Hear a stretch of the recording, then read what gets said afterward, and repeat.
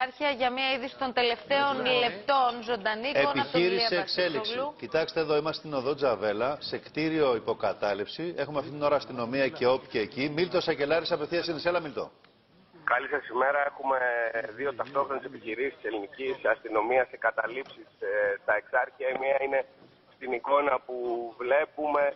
Πρόκειται για καταλήψεις τις οποίες ενδεχομένως οι αστυνομικοί να έχουν άτομα τα οποία κάνουν διακίνηση ναρκωτικών ουσιών. Φυσικά πρόκειται για πάρα πολύ οργανωμένες επιχειρήσεις, να το πούμε αυτό, με συμμετοχή ανδρών της ομάδας ΟΠ και όπως και ανδρών των ΜΑΤ πάρα πολύ. Βλέπουμε έχουν καλύψει όλη την περιοχή, Μίλτο. Τώρα μας δείχνει ο Ηλίας, ο Βασίσογλου, τα πλάνα γύρω-γύρω όλα τα στενά είναι αποκλεισμένα με αστυνομικούς. Ακριβώς, όλα τα στενά αποκλεισμένα. Φυσικά και η ασφάλεια Αττικής είναι εδώ και σίγουρα συνδέεται και με την επιχείρηση που έχει προσπαθήσει να κάνει το λιμενικό πριν από μία εβδομάδα, την ανεπιτυχή φυσικά επιχείρηση. Το φιάσκο που είχαμε. Γι' αυτό υπάρχει και τόσο μεγάλη κινητοποίηση. Προφανώς ένα κτίριο αφορά αυτή η επιχείρηση, Μίλτο, ή περισσότερα? Από όσο μπορώ να γνωρίζω είναι τουλάχιστον δύο και ενδεχομένως να συνεχιστούν οι έρευνες της αστυνομίας. Άτομα υπάρχουν μέσα. Ακριβώς. Και φυσικά οι αστυνομικοί με πάρα πολύ μεγάλη προσοχή, πάρα πολύ μεγάλη δύναμη. Τι ώρα ξεκίνησε η επιχείρηση, Μίλτο? Λίγο μετά τις 6 το πρωί. Στόχος φυσικά των αστυνομικών, όπως έχει γίνει και άλλες φορές κατά το παρελθόν, το τελευταίο διάστημα, είναι να εντοπίσουν διακινητές ναρκωτικών ουσιών. Άλλωστε έχουμε δει αρκετές καταγγελίες από κατοίκους της περιοχής πως οι ναρκωμαφίες... Βλέπουμε τώρα βγαίνουν από το κτίριο, Μίλτο.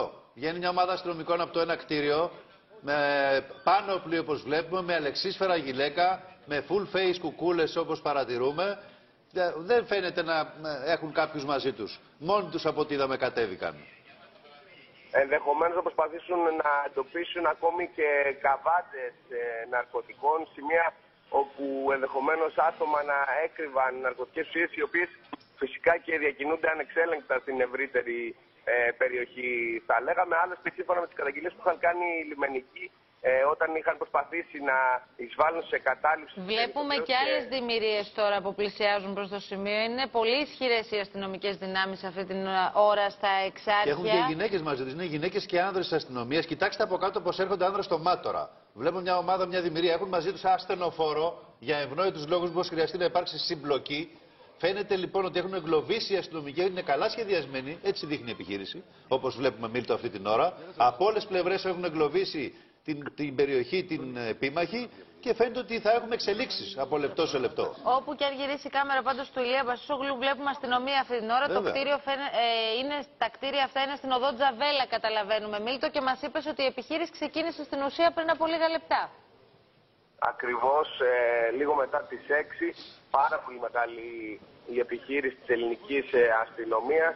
Οι αστυνομικοί θα λέγαμε πως έπιασαν στον ύπνο με τις καταλήψεις και όλο αυτό που γίνεται στα Εξάρχεια και προσπαθούν να διαπιστώσουν. Άντε να δούμε τι αποτέλεσμα θα έχει. Ακριβώς. Σε λίγη ώρα θα έχουμε φυσικά περισσότερα στοιχεία και λεπτομέρειες για τα ευρήματα των αστυνομικών, αν έχουν γίνει συλλήψεις και πού έχουν γίνει συλλήψεις ατόμων. Θα το δούμε, πάντως φαίνεται ότι είναι καλά οργανωμένη, Μίλτο. Έτσι μοιάζει αυτή τη στιγμή. Αυτό που βλέπουμε τουλάχιστον στις οθόνες μας εμείς, μοιάζει να είναι πολύ καλά οργανωμένη η επιχείρηση αυτή. Και η ΟΠ, και όπως μας είπε και ο Μίλτος εκεί, τους βλέπουμε και εμείς τους άνδρες της αστυνομίας. Σε λίγο επιστρέφουμε